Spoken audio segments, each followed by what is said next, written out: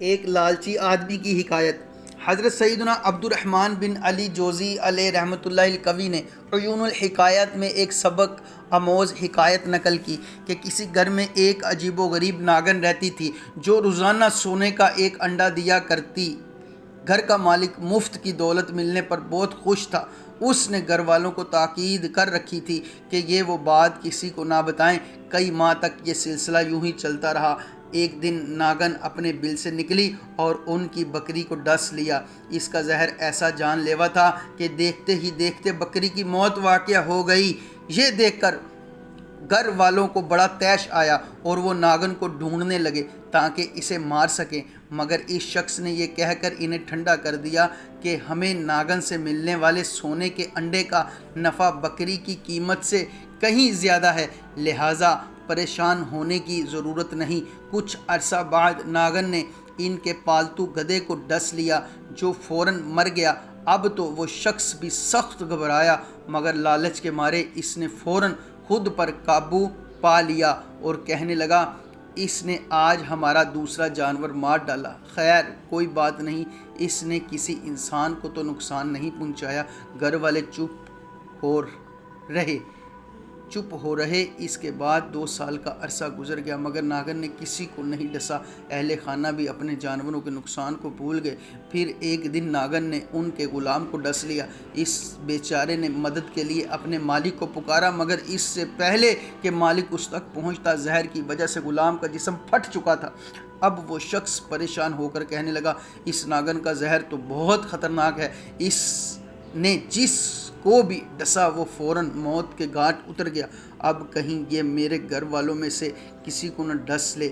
کئی دن اسی پریشانی میں گزر گئے کہ اس ناگن کا کیا کیا جائے۔ دولت کی حرص نے ایک بار پھر اس شخص کی آنکھوں پر پٹی باندھ دی اور اس نے یہ کہہ کر اپنے گھر والوں کو مطمئن کر دیا، اگرچہ اس ناگن کی وجہ سے ہمیں نقصان ہو رہا ہے مگر سونے کے انڈے بھی تو ملتے ہیں، لہٰذا ہمیں زیادہ پریشان نہیں ہونا چاہیے۔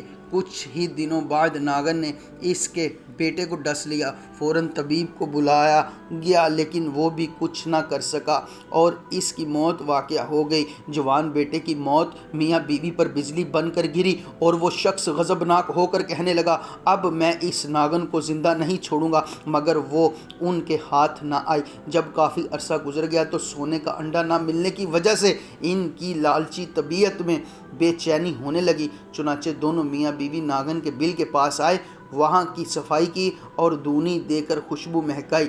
یوں ناگن کو صلح کا پیغام دیا گیا۔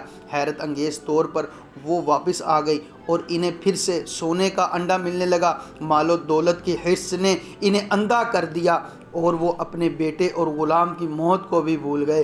پھر ایک دن ناگن نے اس کی زوجہ کو سوتے میں ڈس لیا۔ تھوڑی ہی دیر میں اس نے بھی تڑپ تڑپ کر جان دے دی۔ اب وہ لالچی شخص اکیلا رہ گیا تو اس نے ناگن والی بات اپنے بھائیوں اور دوستوں کو بتا ہی دی۔ سب نے یہی مشورہ دیا کہ تم نے بہت بڑی غلطی کی ہے، اب بھی وقت ہے، سنبھل جاؤ اور جتنی جلدی ہو سکے اس خطرناک ناگن کو مار ڈالو۔ اپنے گھر آ کر وہ شخص ناگن کو مارنے کے لیے گھات لگا کر بیٹھ گیا۔ اچانک اسے ناگن کے بل کے قریب ایک قیمتی موتی نظر آیا جسے دیکھ کر اس کی لالچی طبیعت خوش ہو گئی۔ دولت کی ہوس نے اسے سب کچھ بھلا دیا۔ وہ کہنے لگا، وقت طبیعتوں کو بدل دیتا ہے، یقیناً اس ناگن کی طبیعت بھی بدل گئی ہوگی کہ جس طرح یہ سونے کے انڈوں کی بجائے اب موتی دینے لگی ہے، اسی طرح اس کا زہر بھی ختم ہو گیا ہوگا، چنانچہ اب مجھے اس سے کوئی خطرہ نہیں۔ یہ سوچ کر اس نے ناگن کو مارنے کا ارادہ ترک کر دیا۔ روزانہ ایک قیمتی موتی ملنے پر وہ لالچی شخص بہت خوش رہنے لگا اور ناگن کی پرانی دھوکے بازی کو بھول گیا۔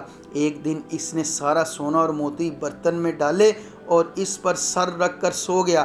اسی رات ناگن نے اسے بھی ڈس لیا۔ جب اس کی چیخیں بلند ہوئیں تو آس پاس کے لوگ بھاگم بھاگ وہاں پہنچے اور اس سے کہنے لگے، تم نے اسے مارنے میں سستی کی اور لالچ میں آ کر اپنی جان داؤں پر لگا دی۔ لالچی شخص شرم کے مارے کچھ نہ بول سکا۔ سونے سے بھرا ہوا برتن اپنے رشتہ داروں اور دوستوں کے حوالے کیا اور کہراتے ہوئے بڑی مشکل سے کہا، آج کے دن میرے نزدیک اس مال کی کوئی قدر و قیمت نہیں، کیوں نہ اب یہ دوسروں کا ہو جائے گا اور میں خالی ہاتھ اس دنیا سے چلا جاؤں گا۔ کچھ ہی دیر میں اس کا انتقال ہو گیا۔